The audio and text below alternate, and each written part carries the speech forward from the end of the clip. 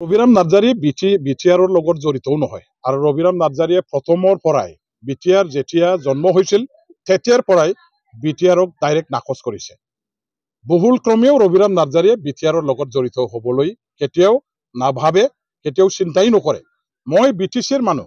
মই 2003 চনত আমাৰ ফেব্ৰুৱাৰী মাহৰ 10 তাৰিখে যেতিয়া আমি আভি সময়ৰ মোৰ নেতৃত্ব যেটো আফসু আছিল, বড় ৰাইজ আছিল, বিপিএসএ, আবব, দুব্বা, বিএলটি, আমি একেলগে দিল্লীত যেটো চুক্তি স্বাক্ষৰ কৰি আহিছো, বিটিচি চুক্তি 2003 10 ফেব্ৰুৱাৰী, সেই চুক্তিৰ লগৰহে মই জড়িত আৰু সেই চুক্তিৰ কাৰণেহে মই আছো এতিয়াও। ইয়াৰ পিছত যেটো 2020 চনৰ 17 তাৰিখ ফেব্ৰুৱাৰী তেওঁলোকে যেটো চুক্তি স্বাক্ষৰ কৰিছে, এই চুক্তিটো কমপ্লিটলি ভুৱা, কমপ্লিটলি ঠগবাজ, এইবিলাক একেবাৰে মানে মিছা, এইবিলাক প্ৰবঞ্চনা প্ৰতাৰণাৰ এটা দলিল আৰু ইয়াৰ লগত বিটিচি বাকি কোনেও জড়িত নহয়।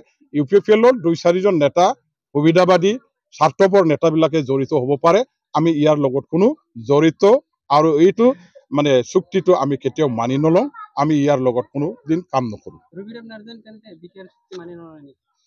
কোনো দিন আমি মানি লোৱা নাই। অকল ৰবিৰাম নাৰ্জাৰীৰ কথা নহয়, বিটিচিৰ কোনো দল সংগঠনে, বিটিচি বাকি আমাৰ 35 লক্ষ জনগণৰ ৰাইজে বিটিআৰ চুক্তিটো মানি নলয়, যাৰ কাৰণে এই বিটিআৰ চুক্তিটো নাকচ কৰি পেলাই আন্দোলন কৰা আৰু পূৰ্বৰ যেটো বিটিচি আছে সেই বিটিচিৰ ক্ষমতাটো আজি বিটিআৰ চুক্তি কৰাৰ দ্বাৰা দি তেওঁলোকে যেটো একেবাৰে ধ্বংস কৰিছে, সেইবিলাক ভাল ৰাখিবৰ কাৰণেহে আমি কাম কৰি আছো।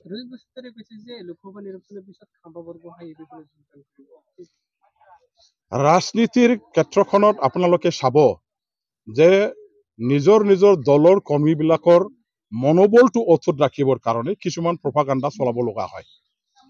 আজি ইউপিপিএল দলৰ অৱস্থা একদম জৰাজীৰ্ণ।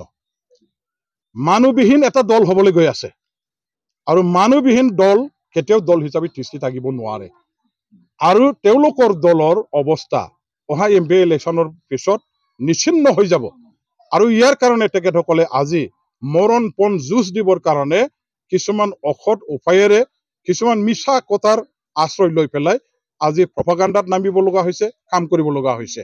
সেইটো সঁচাকৈ ক'বলৈ গ'লে অত্যন্ত তেওঁলোকৰ কাৰণে বেদনাদায়ক, অত্যন্ত তেওঁলোকৰ কাৰণে দুৰ্ভাগ্যজনক।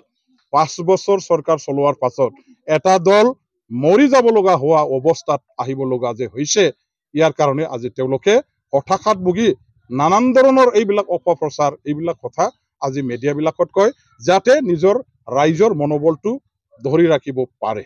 ইয়াৰহে তেওঁলোকে আশ্ৰয় লৈ খাম্পা বৰগিয়াৰীৰ নামটো তেওঁলোকে ল'ব লগা হৈছে, উচ্চাৰণ কৰিব লগা হৈছে।